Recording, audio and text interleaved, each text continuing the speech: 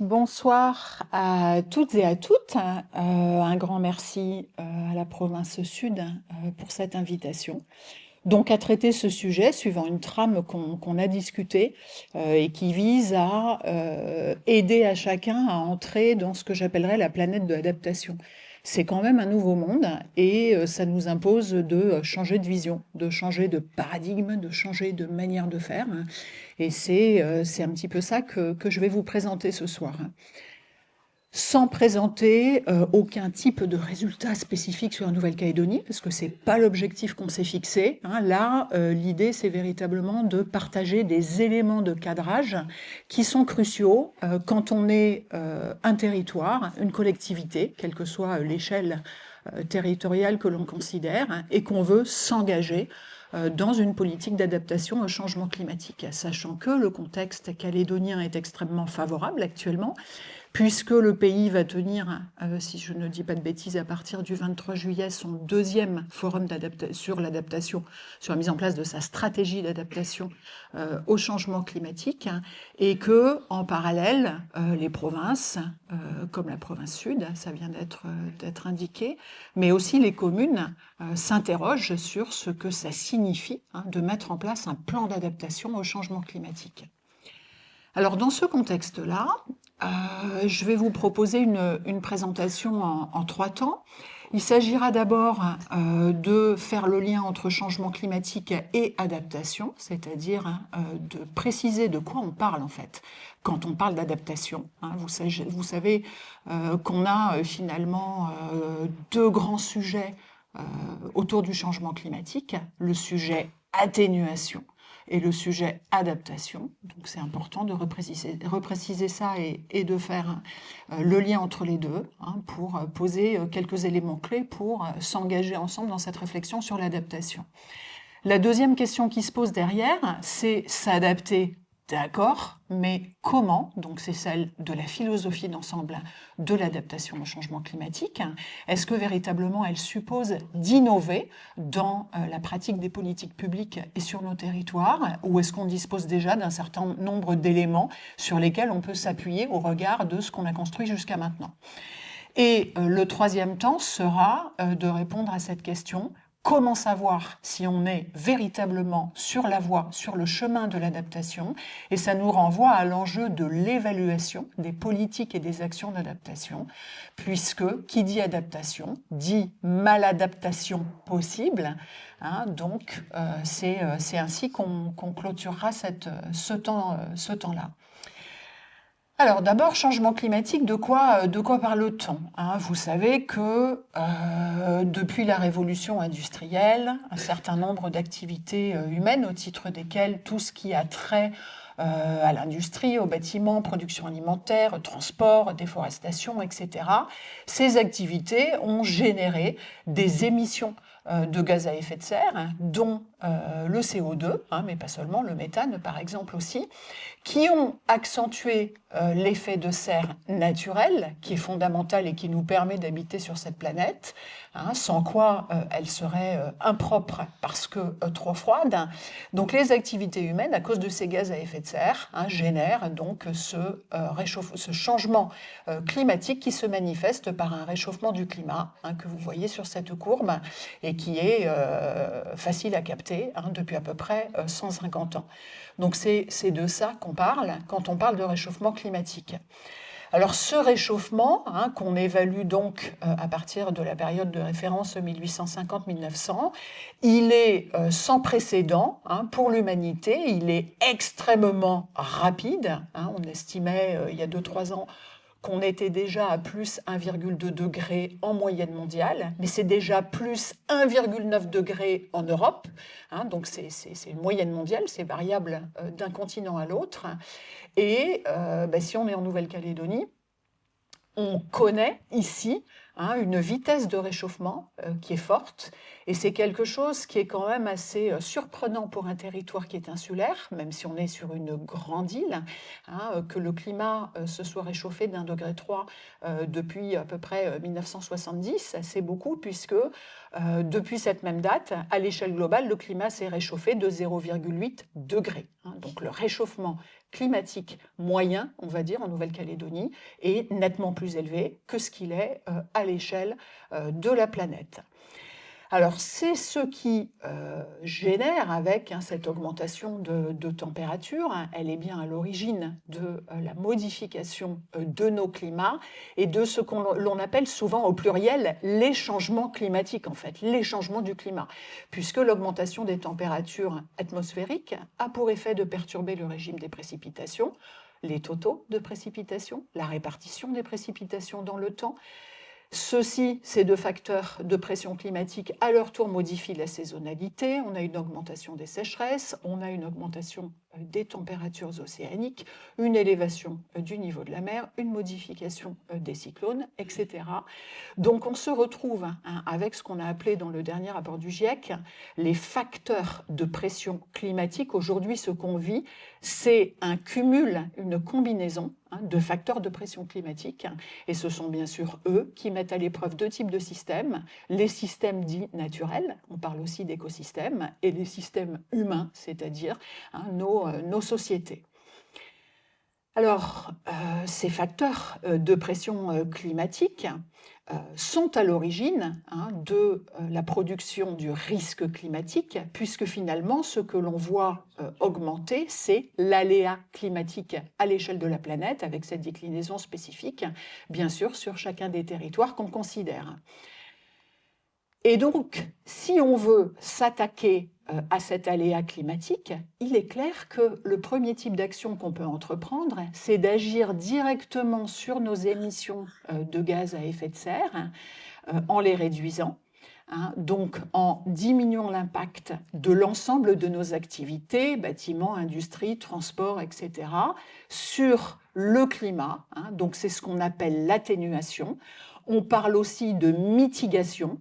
Ces deux termes sont complètement synonymes. Mitigation, atténuation, réduire nos émissions. Comment? En adoptant des modes de vie bas carbone, prendre le vélo plutôt que la voiture, limiter l'avion, etc. Ça se traduit dans tous les champs de notre vie, l'alimentation, etc. Donc le but ici, c'est d'éviter de se retrouver au cours de ce siècle, et ça pourrait survenir assez rapidement, dans une situation ingérable. Éviter l'ingérable, c'est l'objectif de l'atténuation. Qu'est-ce que c'est que l'ingérable? L'ingérable, c'est l'emballement de la machine climatique qui fait qu'à un moment donné, on pourrait finalement perdre tout contrôle sur les types d'impacts qui vont se produire et se retrouver finalement sans solution ou avec très peu de solutions pour pouvoir réduire le risque. Et c'est bien parce qu'il y a plusieurs trajectoires possibles que le GIEC propose de travailler sur plusieurs scénarios de réchauffement climatique. Donc vous voyez qu'on a finalement toute une fourchette, une gamme de possibles climatiques futurs. On peut très bien, si on réduit drastiquement nos émissions à partir de maintenant, finalement stabiliser la situation climatique et donc réduire ce phénomène d'augmentation des impacts, mais on peut, si on se situe sur une trajectoire de production effrénée de gaz à effet de serre, se retrouver en 2100 dans un monde qui sera réchauffé de 4 à 5 degrés, et à ce moment-là, évidemment, avoir des impacts qui sont extrêmement forts. Donc la première solution, c'est dans cette équation du risque, qui inclut ces trois grandes composantes que je vais aborder, c'est déjà de se dire on a intérêt à agir sur l'aléa climatique. Cette atténuation de nos émissions de gaz à effet de serre, elle est fondamentale, puisqu'on a pu évaluer, suite donc à la remise du dernier rapport du GIEC en 2022, que si nous décidions de réduire drastiquement nos émissions pour aller vers un monde réchauffé de 2 degrés à 2100, à ce moment-là, on verrait quand même, par rapport à la situation actuelle, on vivrait quand même un doublement du risque climatique entre aujourd'hui et 2100. En revanche, si on ne contrôle pas nos émissions de gaz à effet de serre et qu'on n'actionne pas le levier de l'atténuation, à ce moment-là, en 2100, d'ici à 2100, on aura une multiplication par 4 du risque climatique global. Donc vous voyez, ça veut quand même dire que l'atténuation, elle peut véritablement jouer un rôle absolument fondamental dans cette courbe d'accroissement du risque climatique. C'est fondamental quand on vit en milieu tropical, puisqu'on sait que de nos efforts d'atténuation dépend la survie, le maintien d'un écosystème absolument capital, de par l'ensemble des services qu'il rend, l'écosystème récifal. En effet, si vous regardez ces courbes qui nous montrent la hausse des températures par rapport au point de référence pré-industriel 1850-1900 que j'ai mentionné tout à l'heure, vous y voyez que les mangroves, les herbiers ont une tolérance au réchauffement des températures qui est beaucoup plus forte que les coraux, dont on sait que, à partir d'1,5 degré de réchauffement, on va déjà en perdre au moins 70%, et ensuite, si on est au-delà, on va atteindre les 2 degrés, on va perdre 90% des récifs, et au-delà, finalement, on risque tout bonnement de les voir disparaître à l'échelle de la planète, sauf sur les franges tempérées, donc des zones tropicales vers lesquelles ils tentent, les coraux déjà, par endroits de migrer. Donc on a quand même un enjeu qui est assez vital sur ces efforts d'atténuation. Ces récifs coralliens, je prends encore un petit peu de temps sur eux. Pourquoi? Parce qu'aujourd'hui, on sait que l'effondrement, le déclin des récifs coralliens constitue l'un des 9 points de basculement planétaire, c'est-à-dire l'un des 9 grands événements traumatiques, en fait, pour la planète, absolument irréparables, aux impacts multiples. C'est aussi important, par exemple, que la perturbation du Gulf Stream ou que la disparition de la forêt amazonienne, etc.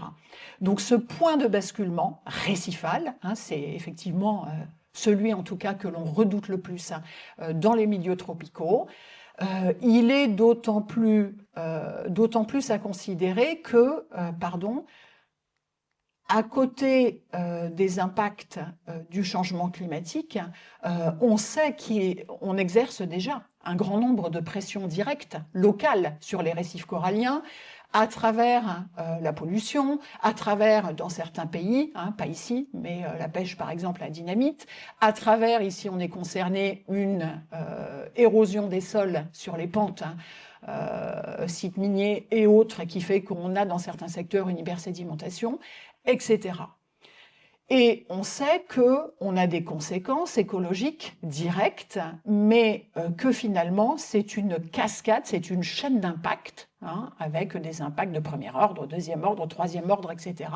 Et qu'à un moment donné, on a un déploiement de cette cascade d'impact, si on perd ces récifs, qui fera qu'on aura des impacts sur tout, sur la santé humaine, sur l'économie touristique, etc. Donc, c'est fondamental d'atténuer le changement climatique en agissant sur l'aléa climatique. À côté de ça, il est absolument fondamental d'actionner un deuxième levier. On n'en a que 2, on n'en a pas 10. Le deuxième levier, c'est l'adaptation. Alors, qu'est-ce que c'est que l'adaptation au changement climatique?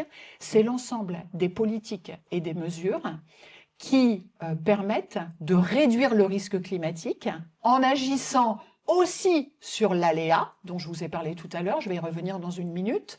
L'aléa, c'est l'ensemble des processus physiques qui sont à l'œuvre et qui génèrent du risque pour les écosystèmes et l'humain. Mais on peut aussi agir sur l'exposition. L'exposition, c'est la présence d'écosystèmes et d'humains dans des zones qui sont soumises à l'aléa. Et on peut enfin agir sur un troisième levier qui s'appelle la vulnérabilité et qui recouvre les forces et faiblesses des territoires, ainsi que leur capacité de réponse, leur capacité à mettre en place des politiques et des mesures. Alors je vais prendre 3 exemples. Réduire l'aléa, on le peut avec l'adaptation, par exemple en restaurant des mangroves dans des zones dans lesquelles on a des arrivées de sédiments qui sont suffisantes pour que la mangrove puisse, en captant ces sédiments avec ses racines, s'exaucer verticalement et par là même s'ajuster, suivre, si vous voulez, physiquement l'élévation du niveau de la mer. Là où ça se produit, ça permet tout simplement d'annuler l'effet élévation du niveau de la mer à la côte. Donc c'est particulièrement précieux pour l'humain, qui souvent est installé sur les côtes à l'arrière des mangroves. Réduire l'exposition, on peut en prendre de multiples exemples, avoir par exemple, quand on a des infrastructures critiques qui sont fortement exposées, les aéroports, les routes côtières, les zones de stockage des hydrocarbures, etc.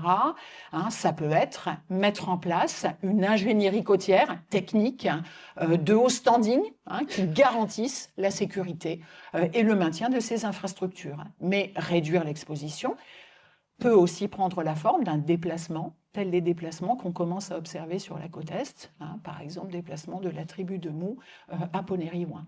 La relocalisation à l'intérieur des terres, dans des zones qui ne sont pas exposées au risque submersion-inondation, permet de réduire cette exposition.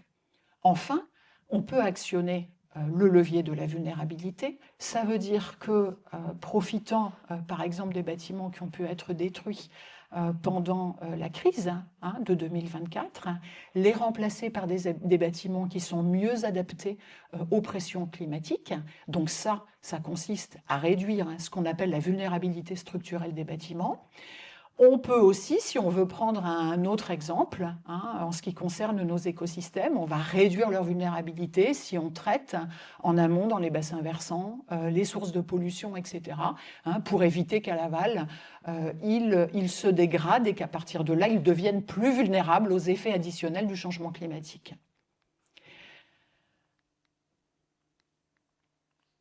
Alors, l'adaptation, elle est extrêmement importante. Aujourd'hui, à l'échelle du globe, la priorité a été donnée partout à l'atténuation, parce que l'atténuation, c'est quelque chose qu'on peut quantifier plus facilement, en fait. Et aujourd'hui, chacun des pays doit rendre sa copie chaque année pour dire quels sont les efforts d'atténuation qu'il a produits. L'adaptation, on a beaucoup plus de mal à la mesurer, et pour cette raison-là, pour l'instant, on est plutôt en retard. Or, elle est tout à fait stratégique, puisque que l'on considère, par rapport à une situation donnée, que l'on considère de faibles émissions de gaz à effet de serre. Demain, la planète est vertueuse, elle rejette moins de gaz à effet de serre dans l'atmosphère, ou que l'on considère de très fortes émissions de gaz à effet de serre. Dans les deux cas, en fait, l'adaptation au changement climatique, donc actionner les 3 leviers que je vous ai mentionnés précédemment, permet de réduire le risque de moitié. C'est fondamental, en fait. Dans un monde dans lequel la courbe du réchauffement climatique commence à s'emballer, parce que les accords de Paris ne sont pas respectés, c'est assez fondamental de déployer des efforts compensateurs, si vous voulez, d'adaptation. Et d'autant plus qu'on est en retard, en fait. Aujourd'hui, on parle de déficit d'adaptation. Ça veut dire que sur tous les territoires de cette planète, on est en retard, donc on a un retard à rattraper. Et en plus de ça, il va falloir qu'on soit extrêmement ambitieux, puisque comme on est en phase d'accélération du réchauffement et des pressions climatiques, ça commence à s'emballer. Alors néanmoins, c'est important de garder en tête que, quels que soient les efforts d'adaptation qu'on fera, il restera ce que l'on appelle le risque résiduel, qui sera bien sûr d'autant plus fort qu'on aura fait peu d'efforts d'atténuation. Mais c'est une notion qui est importante parce qu'elle montre, par exemple dans un monde à 4 degrés, on prend le risque aujourd'hui, il est là. Si on fait des efforts d'adaptation substantiels, on va pouvoir le réduire, mais à un moment donné, on va être embuté et on ne pourra pas réduire le risque davantage, en fait. On ne peut pas annuler le risque climatique.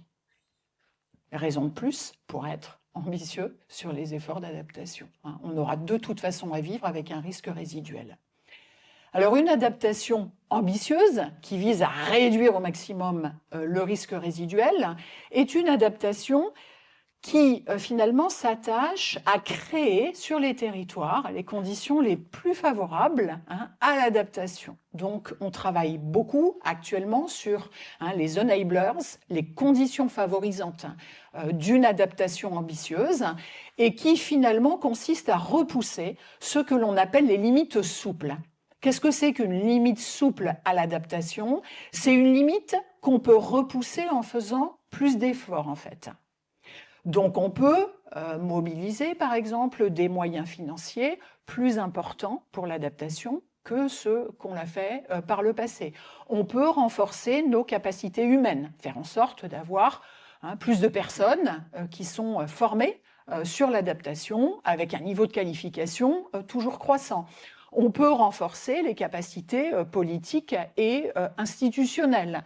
On peut créer des outils réglementaires dédiés. Je prends ici l'exemple de la loi climat et résilience de 2021, qui s'applique d'ailleurs dans certains outre-mer. Voilà, on peut jouer aussi sur l'acceptabilité sociale pour éviter d'avoir des obstacles parfois indépassables quand on veut mettre en place une politique ou des mesures d'adaptation.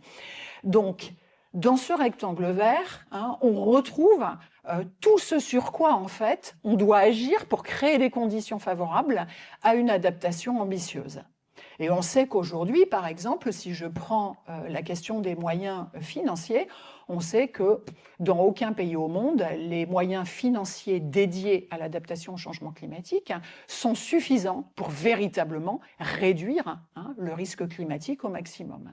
Donc c'est un enjeu qui est colossal, qui interroge non seulement les acteurs publics, mais aussi la capacité qu'on aura sur les territoires à embarquer les acteurs privés dans cet effort de financement de l'adaptation. C'est très important de faire le maximum sur ces limites souples parce qu'il existe par ailleurs des limites dures. Les limites dures, c'est celles qu'on ne pourra pas repousser. Et je vais ici reprendre l'exemple de mes récifs coralliens de tout à l'heure. Si demain on les perd, on les perd en fait.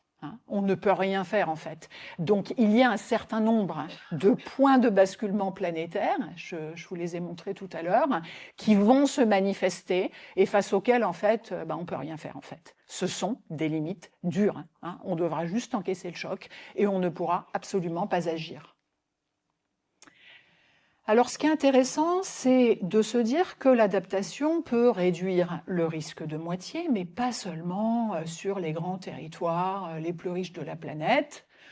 Elle réduit le risque de manière substantielle sur tous les territoires, même les plus exposés, même ceux qui comptent parmi les 350 millions de plus vulnérables. Par exemple, dans les atolls, notamment les atolls urbains, dans lesquels on a des densités de population très fortes, on a souvent fortement dégradé les écosystèmes, on est sur des îles qui font au mieux 1, 2, parfois 3 km², qui sont très basses, etc. Même sur ces territoires-là, si vous regardez, ici c'est un graphique qui a été produit par le GIEC pour montrer ce qui se passe face à l'élévation du niveau de la mer, de 50 cm, de 1 mètre. On prend un scénario d'émissions relativement basses de gaz à effet de serre, donc un scénario optimiste pour demain, puis un scénario haut. On voit que si on ne fait pas d'efforts d'adaptation, très vite, en fait, à partir de 50 cm, 60, 70 d'élévation du niveau de la mer, ça y est, on est dans le rouge. On est dans un rouge qui devient rapidement violet. Par contre, si on déclenche des efforts d'adaptation beaucoup plus conséquents, vous voyez qu'à un moment donné, ça devient rouge, mais on a quand même ici une zone dans laquelle il va y avoir une différence. Et en considérant ce type de territoire, on prend quand même un type de territoire de l'extrême. Alors en plus de réduire le risque, l'adaptation au changement climatique a un autre avantage, c'est qu'elle permet de gagner du temps. Ici, vous voyez l'augmentation du risque climatique en fonction de nos deux scénarios. Les scénarios bleus, on réduit considérablement nos émissions de gaz à effet de serre, donc le risque n'augmente pas trop. On ne fait pas d'effort de réduction, on est sur les courbes rouges, le risque augmente beaucoup. Et on couple ces niveaux de risque avec des niveaux d'efforts d'adaptation, comme tout à l'heure. Le petit r, on ne fait pas trop d'efforts, et puis R majuscule, on fait des gros efforts. En tout cas, ce qu'on voit quand on regarde ce type de graphique, c'est que sur l'augmentation totale du risque, ce qui va à terme réduire le plus le risque, c'est l'atténuation. Réduire nos émissions de gaz à effet de serre est absolument incontournable, mais on voit aussi que quand même l'adaptation va jouer sa part, elle va jouer son rôle, elle va contribuer à cette réduction du risque. Et on voit aussi qu'elle a un autre avantage, c'est qu'elle permet, sur cette courbe d'augmentation du risque, dès qu'on va commencer à atténuer nos émissions de gaz à effet de serre, si c'est quelque chose qui se produit, il va falloir un certain temps pour que ça réduise le risque, etc. L'adaptation, elle, permet de gagner du temps et si on met en place aujourd'hui des politiques d'adaptation ambitieuses, on va réussir à avoir des résultats assez rapidement, si vous voulez, en termes de réduction du risque, le temps que les efforts produits sur l'atténuation donnent leur plein bénéfice. Tout ça pour dire que dans un monde humain idéal, qu'est-ce qu'on fait? On fait de l'atténuation et on fait aussi de l'adaptation. Et les deux doivent marcher de concert parce qu'elles sont évidemment complémentaires dans la réduction du risque. Alors on va maintenant passer au deuxième temps, qui consiste à s'interroger sur, bon, d'accord, avec tout ça, il faut s'adapter, mais comment on fait? Donc revenir à des éléments finalement assez simples pour partager avec vous le fait que l'adaptation, ça ne doit pas être quelque chose d'effrayant. On peut quand même s'appuyer sur un certain nombre d'éléments qu'on sait déjà faire pour mettre en place des politiques d'adaptation. Alors, on revient bien sûr sur les racines, je reviens aux racines du risque climatique. On a déjà vu ça tout à l'heure avec notre aléa, l'exposition et la vulnérabilité. Et ça nous ramène en fait, sur chacun des territoires, à nos propres trajectoires d'exposition et de vulnérabilité. Pour l'instant, je laisse l'aléa de côté, on en a déjà parlé, il faut surtout atténuer pour le réduire. Donc on en revient à exposition et vulnérabilité. Et ça renvoie à la manière dont on a construit nos territoires, en fait. L'exposition, c'est quoi? On a des littoraux bas, ils sont exposés à l'élévation du niveau de la mer et aux vagues de tempête. Ces littoraux bas, très exposés, ils sont occupés. On a toute une urbanisation littorale qui s'est mise en place, du développement touristique, c'est le fameux désir de rivage d'Alain Corbin. On a, par là même, dégradé nos écosystèmes tampons. On a en place un système de prévention et de gestion du risque qui est plus ou moins efficace et qui fait qu'on a quand même une certaine vulnérabilité face à ces risques. On est dans une espèce de culture collective que l'on appelle le mythe ou le paradoxe du développement sûr, c'est-à-dire l'idée que, en fait, avec des ressources financières et des moyens techniques, on pourra toujours s'en sortir, dont on sait aujourd'hui que c'est complètement faux, que le risque zéro n'existe pas. Et vous prenez Fukushima 2010, vous prenez Katrina aux États-Unis en 2005, vous prenez Xynthia en France en 2010, etc. On peut prendre les événements qu'on veut. On sait très bien que l'idée d'un développement sûr à coup de technique et de finances, ça ne fonctionne pas. On est dans des sociétés à risque, on a produit des sociétés à risque et qui sont donc très vulnérables. Et ce d'autant plus que souvent, on assiste à une érosion de la mémoire du risque. Il n'y a plus tellement de transmission. Nous sommes des sociétés très mobiles, ce qui fait que les uns habitent à un moment donné un endroit, puis ensuite ils se déplacent, etc. Donc on a perdu la connaissance de notre environnement proche, de notre climat proche, des aléas, etc. Donc tout ça fait qu'on a accumulé une vulnérabilité qui existe aujourd'hui, exposition et vulnérabilité, et qui du coup nous mettent sur une courbe de maintien ou d'augmentation de ces expositions et vulnérabilités. On continue à densifier dans les zones urbanisées, exposées à un risque fort, etc. Ça veut dire que renforcer la soutenabilité de nos modes de développement et d'aménagement du territoire va donner de bons résultats en fait pour s'adapter au changement climatique. Et ça a été une des conclusions du dernier rapport du GIEC de dire mais il y a quelque chose qui n'est pas nouveau en fait, ce sont tous ces discours, c'est ce concept de durabilité, développement durable, développement soutenable, c'est plus la mode, mais en fait il est toujours bon, il est toujours bon pour s'adapter au changement climatique puisqu'il s'agit de s'attaquer à ces trajectoires d'exposition et de vulnérabilité. On est donc bien sur ces trajectoires qui sont le fruit de nos modes d'aménagement et de développement jusqu'à maintenant. D'un côté, il y a les pressions liées au changement climatique auxquelles, de fait, on est exposé. De l'autre côté, densification, dégradation de certaines ressources, exposition croissante des écosystèmes aux pressions.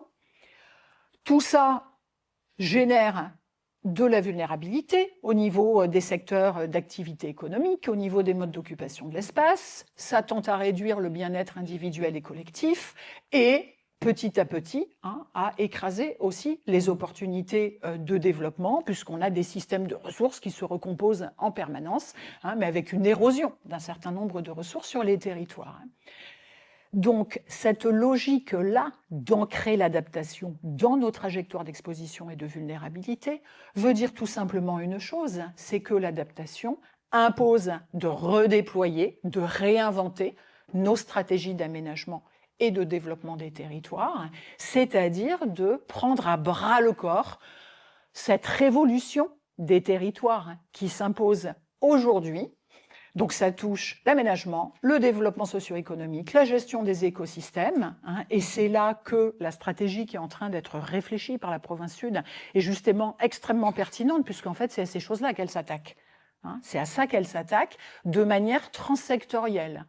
Franchement, bravo. C'est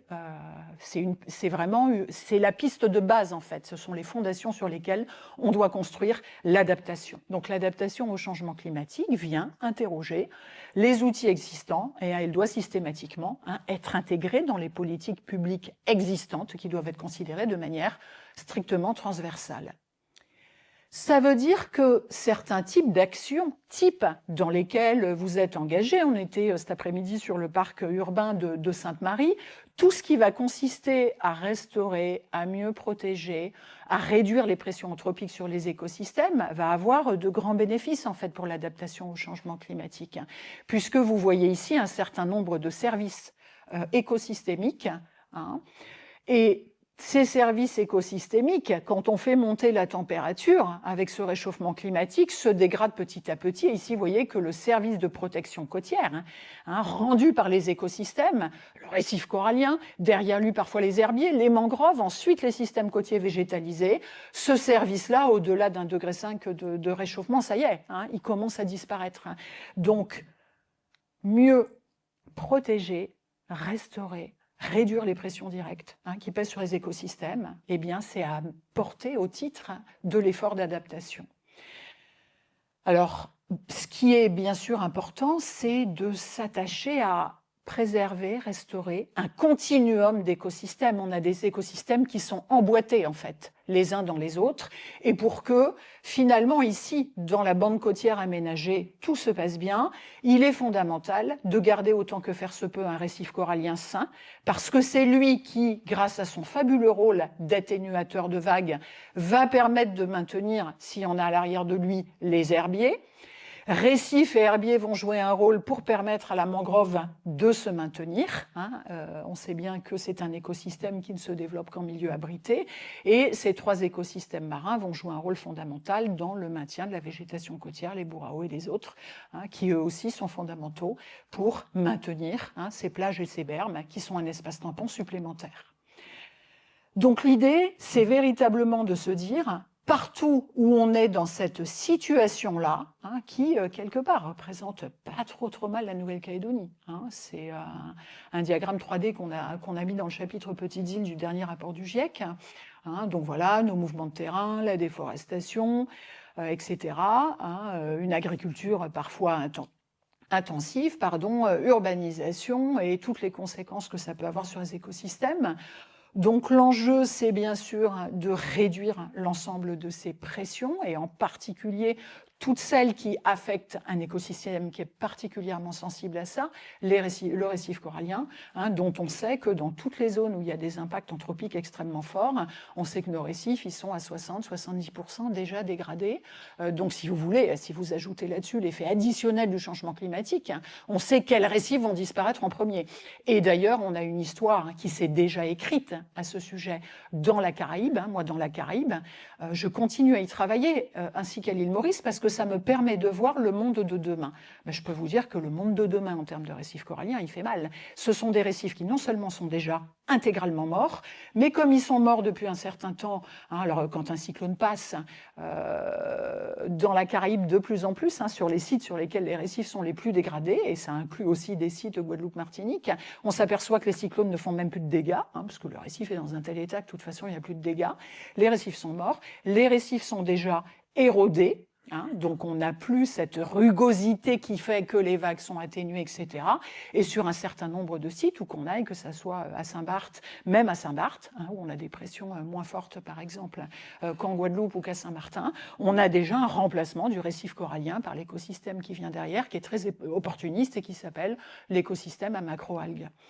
Donc, il faut réussir à passer de ça à ça, en déployant une approche qui est défendue depuis longtemps. Dans les années 90, elle était déjà défendue par tous ceux qui entraient dans le système par la gestion intégrée des zones côtières, l'approche bassin-versant, qui fait que du sommet des montagnes à la crête récifale, il faut gérer tout ça de manière connectée, en répondant à plusieurs enjeux. D'abord, reconnecter les écosystèmes entre eux partout où ils ont été déconnectés par des interventions anthropiques. Du même coup, ça ne marchera que si on reconnecte l'homme aux écosystèmes. Moi, j'ai travaillé sur des projets en Martinique dans des communes industrielles et urbaines comme le Lamentin, où en fait, restaurer l'arrière-mangrove, dans un premier temps, a donné des résultats piteux. Parce que les industriels qui avaient remblayé à l'intérieur des mangroves après les avoir défrichés n'avaient aucune conscience du rôle potentiel de la mangrove dans l'atténuation de la submersion marine. Donc, vous voyez, parfois, on est dans des situations dans lesquelles il faut d'abord reconnecter l'humain aux écosystèmes pour qu'ils comprennent le bien fondé des politiques de restauration. Ensuite, et ça prend plusieurs années, ensuite seulement on peut restaurer, et ensuite il faut attendre que ça pousse, quoi. Et quand on est sur des sites dégradés, il peut falloir 15 ans pour que la mangrove atteigne sa pleine maturité. Donc vous voyez à quel point déjà tout ça prend du temps. Autre enjeu, mieux protéger celles qu'on appelle les aires protégées, mais dont les publications scientifiques montrent que finalement, dans beaucoup de cas, elles ne sont pas efficaces.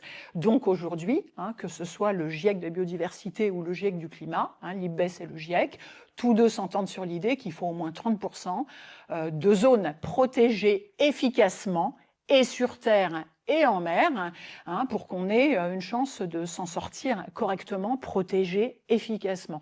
Donc toutes les aires protégées papier, celles qui existent sur le papier, mais dans les faits, qui ne correspondent pas à des niveaux de protection élevés sur le terrain, ça c'est à remettre en cause. Il faut bien sûr déployer des pratiques plus durables, améliorer nos performances, on le sait, sur la gestion des déchets, l'érosion des sols, l'habitat, etc. Alors, un deuxième principe, au-delà de s'occuper de nos écosystèmes avec cette approche bassin-versant, c'est et là je vais être beaucoup plus sur un sujet qui relève davantage de la gouvernance et qui interroge donc les institutions publiques, c'est sortir de la maladaptation. Qu'est-ce que ça veut dire ? Ça, c'est la trajectoire d'exposition et de vulnérabilité théorique d'un territoire, en fait.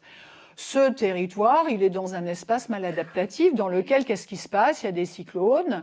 Quand il y a des cyclones, on peut prendre Saint-Martin, 2017, les cyclones ont dévasté 92% du bâti. Alors là, clairement, pendant 1 an et demi, on a autorisé de la reconstruction à l'identique pour éviter une immense détresse humaine, pour éviter une crise sanitaire ingérable. Donc on a reconstruit à l'identique et donc on est resté, ces événements n'ont pas ouvert de fenêtre d'opportunité pour l'adaptation, on est resté dans cette trajectoire maladaptative dans laquelle il y a tout un tas de facteurs politiques, géopolitiques, juridiques, économiques, démographiques, liés à l'aménagement du territoire, etc., qui tous ensemble font en sorte que la mécanique de la maladaptation, qui fait que le risque augmente au fil du temps parce qu'on est incapable de sortir de l'espèce de chenal dans lequel on est engagé et qui est une machine à produire du risque, eh bien on rate les opportunités cycloniques et on continue à avancer dans cet espace maladaptatif.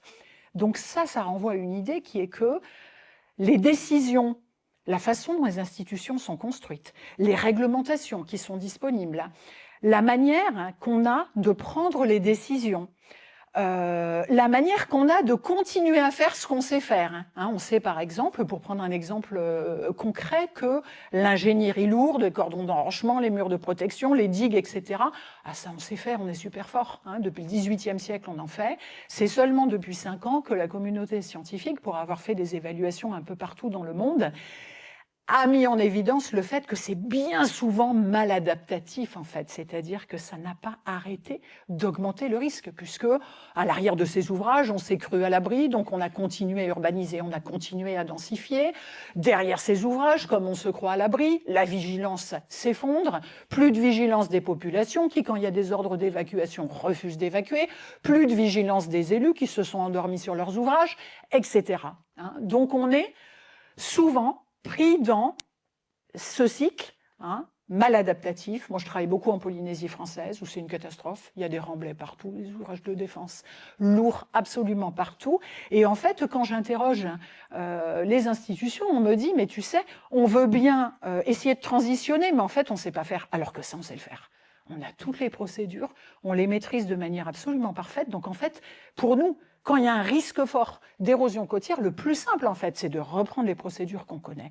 Et on sait donc qu'on a une culture institutionnelle qui s'installe et qui vient rigidifier, si vous voulez, les comportements, la façon de penser, les processus décisionnels. Et donc, c'est ce qu'on appelle une dépendance de sentier. Et aujourd'hui, on sait qu'un des enjeux cruciaux pour qu'on s'en sorte en termes d'adaptation, c'est de réussir à shifter vers l'espace adaptatif, et ça suppose de rompre ces fameuses dépendances de sentier. Alors, on peut essayer de prendre des exemples. Là, on n'est pas loin du scène accoutumé. Si je dis pas de bêtises, voilà, petit cordon d'enrochement qui, à un moment donné, s'arrête. Il fait à peu près le travail sur cette portion du trait de côte, mais évidemment, à son extrémité, l'érosion s'aggrave. C'est tout à fait classique. Bon, sortir de ces choses-là, qui ont été privilégiées depuis un certain nombre de décennies, et essayer de réfléchir à des solutions qui sont plus robustes dans le temps. Il y a un certain nombre d'options. On a une boîte à outils, on a un portefeuille de mesures d'adaptation.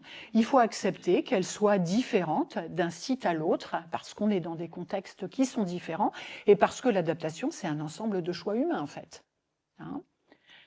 Donc, il faut être capable de shifter. Alors aujourd'hui, si on est sur le côtier, on s'aperçoit que la défense lourde, petit à petit, on la laisse de côté, on promeut les solutions fondées sur les écosystèmes, comme ça a été le cas ici dans le cadre de PIBAC+. Parfois, on démonte même nos ouvrages de défense lourde parce qu'on s'aperçoit qu'ils ont des effets pervers monstrueux et qu'il vaut mieux les enlever pour éviter d'aggraver la situation. On voit aussi les premiers déplacements se mettre en place. Donc, on a déjà, en fait, un début de trajectoire de réponse qui montre des bifurcations et qui fait que, bien sûr, le plus dur reste à faire, c'est de décider de ce qu'on va faire ici dans l'avenir. On a donc un certain nombre de mesures d'adaptation dont on peut se saisir, et tout l'enjeu est de les articuler dans des trajectoires d'adaptation. Alors ça veut dire quoi? C'est une notion qui est très importante, cette notion de trajectoire d'adaptation, parce qu'elle nous met au défi d'être capable de planifier sur le temps très long. En général, sur les territoires, quand on met en place des politiques publiques, quand on planifie déjà à 20 ans, 25 ans, 30 ans, on est vachement fier en fait de ce qu'on a fait. On est content. C'est en général le plus long terme que l'on considère. Et l'adaptation au changement climatique, elle nous oblige de réfléchir à l'échéance 2100. Et elle nous oblige ensuite de travailler notre compte à rebours pour décider par quoi on commence, où est-ce qu'on commence, et quel est le séquençage d'actions qu'on va mettre en place pour finalement cheminer vers une destination acceptable.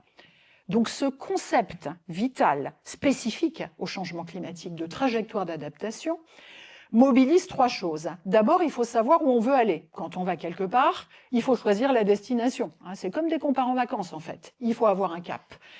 La destination ne doit pas être une destination vue de manière négative, contrainte. Ce doit être, et c'est impératif, un projet de territoire désirable pour tous, en fait. Ça, c'est fondamental. Si on n'est pas capable de faire ça, on n'y arrivera pas, en fait. On ne remportera pas l'adhésion. Donc, il faut être capable de se projeter sur un territoire désirable pour demain. Ensuite, on a un portefeuille de solutions pour le côtier, voilà les principales. Donc, on a des options disponibles pour atteindre cette destination, ce projet de territoire désirable. Et ensuite, il y a toujours plusieurs chemins. On a appelé ce type de graphique la carte de métro. Ici, on va dire carte de bus parce qu'il n'y a pas de métro. Une carte de bus, vous voulez aller d'un point A vers un point B, vous avez souvent plusieurs lignes de bus qui vous permettent d'y aller. En fonction des lignes que vous allez prendre, ça va être plus ou moins long. Vous allez voir un paysage qui va vous plaire plus ou qui va vous plaire moins, etc. L'adaptation, c'est monter dans le bus, mais tous dans le même bus, en décidant où on passe. Voilà, c'est exactement ça. Et ça requiert bien sûr un engagement politique, technique, institutionnel, mais aussi un engagement citoyen. C'est finalement un travail qui interroge aussi l'ensemble des solidarités sur un territoire et la capacité à avancer tous dans une direction qui nécessairement doit être la même pour que ça marche. Alors on doit faire ça en ayant quand même un énorme défi devant nous, qui est que, on le sait maintenant, c'est très clair, à partir du milieu du siècle, dans notre boîte à outils, notre portefeuille de solutions d'adaptation, il y en a un certain nombre qu'on ne pourra plus utiliser. Parce que si on reste sur notre trajectoire d'émissions fortes de gaz à effet de serre, il y a des solutions qui vont devenir obsolètes. S'appuyer sur les récifs ? Après 2050, ça sera probablement pas une bonne option. S'appuyer sur les mangroves, dès qu'on va commencer, là on est entre 4 et 5 mm d'élévation du niveau de la mer par an, dès qu'on va atteindre 6, 7 mm, etc., ça risque de devenir compliqué pour les mangroves. Donc on sait qu'au fil du temps, la protection lourde, nos fameux ouvrages de défense, cordons d'enrochement, digues, à partir du milieu du siècle, ça va devenir très compliqué, parce que il y a tout un tas d'impacts qui ne permettront plus de contenir, et en plus ils deviendront clairement non finançables, et puis on aura une réduction du risque qui de fait ne sera pas suffisante pour que, dans la plupart des cas, on décide de les garder. On sait aussi que l'accommodation, qui peut passer par exemple dans des villes comme Nouméa par du pompage, un drainage amélioré, ailleurs sur les atolls de Polynésie par construire des maisons anticycloniques avec un plancher à 1,50 m du niveau du sol, etc. À un moment donné, ça va devenir de moins en moins efficace et de moins en moins faisable. Et donc ce qui va s'imposer, on le sait, c'est la relocalisation planifiée, qui est finalement le plus gros défi qu'on a devant nous, parce que c'est déménager nos territoires pour les réaménager, pour les réorganiser. Donc il faut, quand on réfléchit à ces trajectoires d'adaptation, garder ça en tête, être très conscient des solutions dans le portefeuille qui vont tomber, devenir obsolètes, et donc faire attention à ce sur quoi on mise pour être sûr de ne pas se retrouver en difficulté dans le futur. Or, l'articulation de ces solutions, dans le temps, se justifie quand même par quelque chose d'intéressant, qui est que il y a des mesures qu'on peut mettre en place sur des temps très limités. Moi, je connais quelqu'un qui a ramassé et plondé 250 000 graines de palétuvier.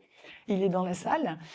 Donc, il y a des choses qu'on peut faire sur des temps courts et qui peuvent donner, si vous voulez, sur un temps très court, des résultats qui sont vraiment significatifs, qui sont intéressants.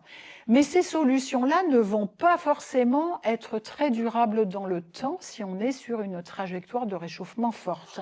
Donc, il faut les utiliser dans un premier temps pour gagner du temps et pouvoir concevoir, par exemple, des plans de relocalisation qui soient corrects. Aujourd'hui, la relocalisation à l'échelle du monde, on n'est pas capable de relocaliser une ville entière, on relocalise des familles, au mieux un quartier, et dans la plupart des cas, c'est un échec. Pourquoi ?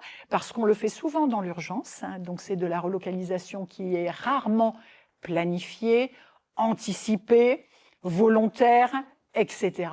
Et on est donc pour cette raison-là souvent dans l'échec. Il faut savoir qu'un plan de relocalisation, ça prend au moins 15 ans à finalement à être conçu, une quinzaine d'années au moins pour le concevoir. Derrière, il faut mettre en œuvre, il faut déplacer, il faut relocaliser. Et ensuite, bien sûr, l'aventure n'est pas finie, il faut requalifier. C'est-à-dire que les espaces qu'on a abandonnés, on ne va pas laisser les bâtiments tomber à la mer et se sauver vers les pentes. Donc c'est un processus en 3 phases qui est extrêmement long, qui demande évidemment des choix et des arbitrages qui sont d'une complexité énorme, qui demande la mise en place d'outils, notamment réglementaires, de lois, qui imposent de mettre en place des mécanismes de financement, etc. Et ça ne peut pas se faire du jour au lendemain. Et c'est pour ça que s'appuyer sur des mesures qu'on a déjà, qu'on maîtrise ou qu'on peut mettre en place assez rapidement pour des résultats qui sont extrêmement intéressants jusqu'à 2050, ça permet de se donner le temps de mettre en place les mesures qui vont s'imposer mais qui sont plus douloureuses et qui nécessitent un temps de préparation beaucoup plus long. Pour finir, le dernier point, ce sera de se poser cette question-là. Comment savoir, en fait, quand on met en place une politique publique et des mesures concrètes sur le terrain, si on est vraiment sur la voie de l'adaptation ou pas? Parce qu'on peut être sur la voie de la maladaptation. Pour s'en assurer, il n'y a qu'une seule solution, c'est d'évaluer au fur et à mesure ce qu'on met en place pour pouvoir sortir de l'ornière si on est dedans. Alors, aujourd'hui, on sait mesurer les efforts d'atténuation. Chaque pays rend sa copie, etc., chaque année, mais on est vraiment au tout début des efforts de mesure de l'adaptation. Donc, quand on lance une stratégie d'adaptation sur un territoire, c'est fondamental de faire une première évaluation pour avoir un état de référence de où on en est, en fait, sur une échelle de 0 à 100. Est-ce qu'on est à 20? Est-ce qu'on est déjà à 60? Où est-ce qu'on en est? Et ensuite, ça permet, avec un suivi, des réévaluations régulières, de mesurer les progrès de l'adaptation. Et ces évaluations permettent bien sûr de mesurer le gap qu'il y a entre un objectif d'adaptation maximale et puis où on en est aujourd'hui, quoi. Donc ça donne aussi la mesure de la marge de progression sur laquelle on peut travailler. Alors il y a assez peu pour l'instant, de méthodologie de mesure des efforts d'adaptation. Il y a peu de données. Ce qui commence à être réfléchi exclut toutes les dimensions qualitatives, et pourtant le bien-être humain c'est un truc qualitatif parmi d'autres, comme la perception du risque par exemple par une communauté donnée, qui va faire qu'elle accepte d'évacuer ou pas. Évacuer, ça fait partie du portefeuille des mesures d'adaptation, si un cyclone ou un autre événement, par exemple, est annoncé.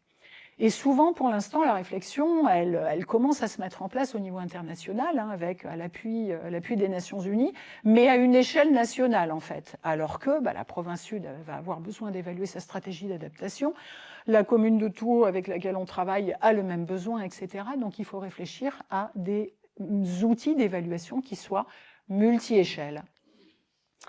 Alors là, je vais juste partager avec vous l'idée d'un outil d'évaluation qui a été proposé aux négociations climat là, depuis plusieurs années, qui va peut-être être repris par le GIEC pour son prochain rapport, pour produire des évaluations nationales déjà. Juste pour vous montrer les questions qu'il faut se poser, en fait, qui se posent si on veut évaluer des politiques d'adaptation au changement climatique. Donc la politique pays de la Nouvelle-Calédonie ou la stratégie, par exemple, de la province sud. C'est des questions assez simples, en fait.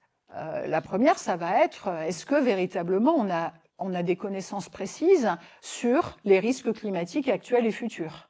Aléa, exposition, vulnérabilité. C'est pas pour rien que le pays va engager le diagnostic de vulnérabilité à l'échelle de la Nouvelle-Calédonie. Ça répond effectivement à cet enjeu-là. Deuxième question qu'on peut se poser, c'est est-ce qu'on a des plans d'adaptation qui sont en place et qui ont été mis en œuvre et à quelle échelle territoriale? Troisième question qu'on peut se poser, certes, on a peut-être des plans.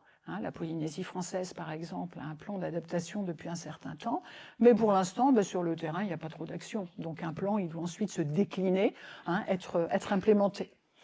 Quatrième champ, est-ce qu'on a les capacités institutionnelles, techniques, scientifiques et financières qui sont nécessaires, en fait? Est-ce qu'on a les modalités de gouvernance qui sont favorables à l'adaptation? Et est-ce qu'on est capable d'injecter des financements suffisants avec un niveau d'expertise convenable? Est-ce qu'on a pour autant qu'on a agi sur le terrain, des preuves en fait que les mesures qu'on a mises en place réduisent véritablement le risque. Parce que si ce n'est pas le cas, si elles n'agissent pas sur le niveau de risque ou si elles engendrent une augmentation du niveau de risque, elles sont inutiles ou maladaptatives. Et enfin, est-ce qu'on a réfléchi par trajectoire, sachant qu'on ne peut pas se déclencher sur tous les fronts du jour au lendemain et qu'il faut séquencer l'effort d'adaptation dans le temps.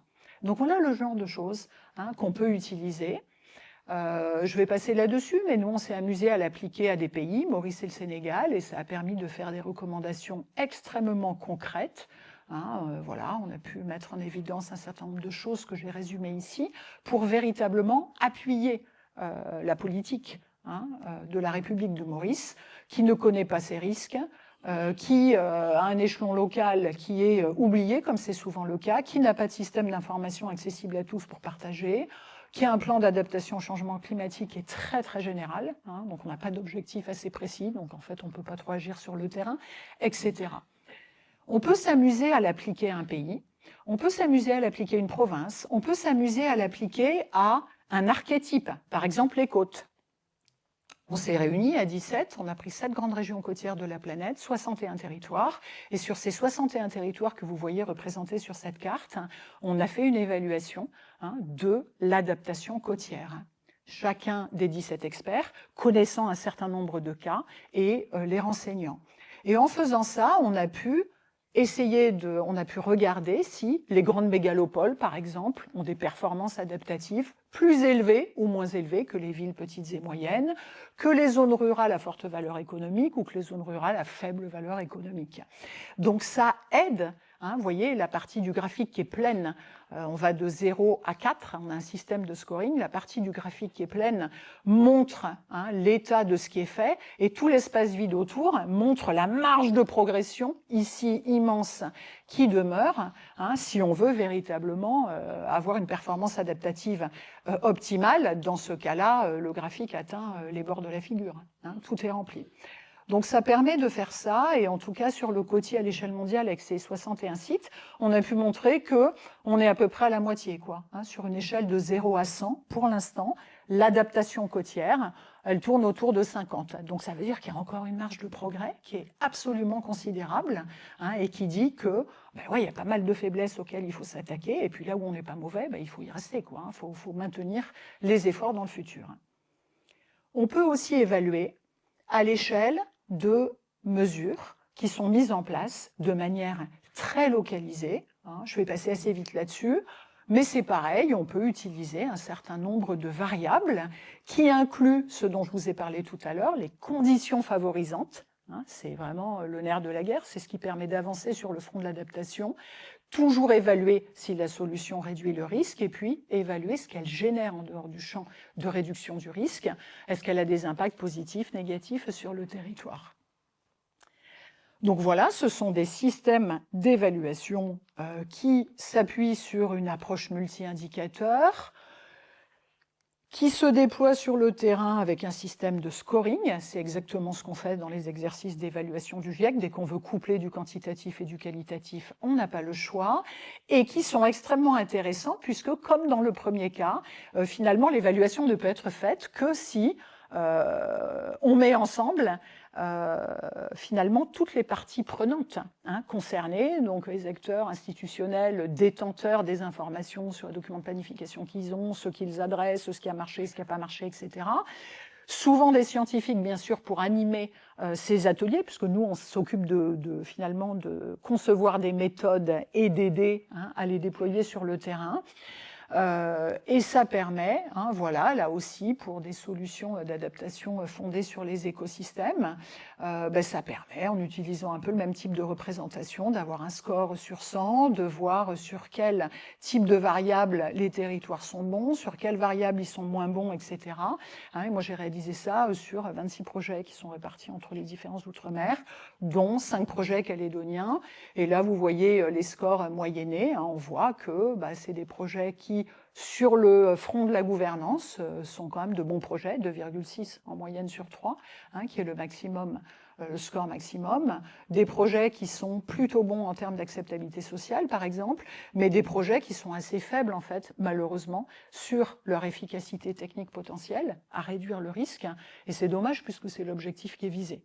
Donc ce type de travail d'évaluation permet de voir où on est fort, où on est moins bon, et donc ensuite de travailler sur objectif, de se dire, bon ben voilà, on va refaire une évaluation dans 3 ans ou 5 ans, là franchement, il va falloir qu'on améliore ce score-là parce qu'il n'est pas bon, quoi. Donc voilà, c'est des choses qu'on peut utiliser, je vais sauter ça, pour en venir au point de vigilance qu'il faut considérer pour véritablement s'assurer qu'on est bien sur le chemin de l'adaptation. Je vais en distinguer 3 pour essayer de rassembler les choses. Le premier, c'est que toute mesure d'adaptation doit être choisie et calibrée en fonction d'objectifs précis de réduction du risque. Ça, c'est fondamental. Faire de l'adaptation au changement climatique, c'est vouloir réduire le risque. Donc, ce n'est pas, si on prend par exemple les solutions fondées sur la nature, ce n'est pas planter parce que replanter des palétuviers ou replanter du bourrao sur les plages. L'adaptation, ce n'est pas planter parce que, de toute façon, planter, oui, nécessairement, c'est bien, c'est sans regret. L'adaptation, c'est pas ça. C'est planter pour réduire le risque. Donc, c'est fondamental de choisir la mesure en fonction de sa capacité à réduire le risque et au-delà de la choisir, SFN ou pas, solution fondée sur la nature ou pas, si la SFN ne réduit pas beaucoup le risque, ça sert à rien de la choisir, il vaut peut-être mieux mettre en place une autre mesure, puisqu'on veut réduire le risque. Ça va permettre également de dimensionner, de calibrer les actions. Bon, la plupart des projets que j'ai évalués sont des projets qui, par exemple, font de la restauration végétale sur 100 mètres de trait de côte dans une cellule hydrosédimentaire qui fait 15 km de long. Bon, c'est ce que j'appelle une pépinière. C'est un projet pilote, c'est un projet expérimental, c'est super intéressant à ce titre-là, mais à un moment donné, il va falloir passer à la vitesse supérieure. Donc c'est important de choisir et de calibrer les choix de mesure en fonction d'objectifs très précis de réduction du risque, non seulement actuel, mais futur. Le deuxième point de vigilance à avoir quand on veut faire de l'adaptation, c'est bien sûr derrière de mesurer le degré de réduction du risque que la mesure a permis d'obtenir en fait. On a des objectifs, ensuite on s'occupe de mesurer les résultats. Ça veut dire, toujours sur mes solutions fondées sur les écosystèmes, que l'adaptation fondée sur les écosystèmes n'a rien à voir avec l'ingénierie écologique. Quand on fait de l'ingénierie écologique, qu'est-ce qu'on va faire? On va, par exemple, et c'est ce que j'ai trouvé dans tous les projets outre-mer qui font de la meilleure protection, notamment de la replantation d'espèces végétales, qu'est-ce qui est mesuré? C'est si les espèces qui ont été replantées survivent ou meurent, et ensuite quel est leur taux de croissance. C'est génial, mais ça ne nous dit absolument pas si elles réduisent le risque. Ça veut dire que si ce qu'on veut atteindre, c'est un objectif de réduction de l'érosion, il faut qu'on s'occupe de mesurer en quoi ces formations végétales jouent le rôle de piège à sédiments, fixent des sédiments, permettent une accrétion au niveau d'une berme, permettent un gain d'altitude, etc. Si on est dans une situation de submersion, il faut savoir dans quelle mesure, je reprends mon exemple de la mangrove, elle réduit la hauteur et l'énergie des vagues, donc leur capacité destructrice. Et pour ça, vous avez la chance d'avoir un expert dans la salle qui a consacré sa thèse à ça, Maxime, et qui l'a soutenu en 2024 et qui a des résultats qui sont hyper intéressants. Donc il s'agit ici de se dire, on a mis en place une mesure parce qu'on visait des objectifs d'adaptation, maintenant on mesure les résultats obtenus. En fait, quel est l'écart entre nos objectifs de réduction du risque et le résultat qui est produit? Et c'est ça qui va dire si la solution est efficace ou pas. Pour finir, il faut se dire que l'adaptation, ça impose ce qu'on appelle un processus d'amplification, de montée en échelle. On est dans une phase dans laquelle on apprend en marchant, on teste un certain nombre de choses dans tous les domaines relatifs à l'adaptation. Il faut produire du retour d'expérience en évaluant, pour pouvoir s'améliorer. Et quand on est à peu près sûr que les mesures qu'on a déployées sont véritablement des solutions, pour moi ces deux termes ne sont absolument pas synonymes. Une mesure, c'est une action. Une solution, c'est une action qui fonctionne. C'est une action qui produit les résultats attendus. Donc c'est différent. Une fois que les mesures sont validées comme solution, à ce moment-là, on peut faire un transfert, on peut étendre dans l'espace, donc on peut passer dans cette phase d'amplification qui permet de généraliser à l'échelle d'un territoire si c'est pertinent. Et bien sûr, ça suppose pas seulement d'avoir une bonne maîtrise technique, mais d'être capable aussi de travailler sur le plan financier, sur le plan de la gouvernance, pour s'assurer qu'on est capable au fur et à mesure de renforcer la communauté de pratique, c'est-à-dire d'impliquer tous les acteurs concernés et la société civile, pour ne pas se retrouver bloqués au moment où on veut amplifier, au moment où on veut généraliser, parce que les gens n'ont pas été invités à participer à l'aventure et ne sont donc pas partie prenante. En conclusion de cette longue histoire, j'espère ne pas avoir été trop longue, je vais juste finir sur quelques grands messages qui, à mon sens, sont importants. Le premier, c'est que pour réduire le risque climatique, il faut agir sur les 3 composantes que j'ai mentionnées. L'aléa, et on ne le réduit pas que par l'atténuation, l'exposition et la vulnérabilité, ce qui, bien sûr, impose de connaître ces 3 dimensions. Et pour les connaître, souvent on me dit, mais oui, mais alors si on part depuis les études d'aléa, la modélisation, ça prend des années, c'est un effort énorme, le temps qu'on ait la donnée, etc., on aura des niveaux de risque énormes, de toute façon ça coûte très cher aussi, puis de toute façon les études c'est trop long, etc. C'est important de se dire que pour connaître ces 3 dimensions du risque climatique, il n'y a pas que la modélisation et les études quantitatives, mais on peut aussi s'appuyer en dehors, en complément, je dirais, des connaissances scientifiques et techniques, sur ce que l'on appelle les connaissances locales. Et dans un territoire comme la Nouvelle-Calédonie, ça peut être extrêmement stimulant. Ce que je vous montre ici, c'est simplement une petite figure de synthèse du travail qu'on a réalisé l'année dernière sur la commune de Touo, qui est un travail qui a visé, si vous voulez, à faire la synthèse de la connaissance scientifique que l'on a, et technique, que l'on a d'une part des manifestations du changement climatique, hausse des températures, modification des cyclones, du régime des précipitations, de la saisonnalité, sécheresse, etc., etc. Donc, faire la synthèse de ce qu'en dit la science,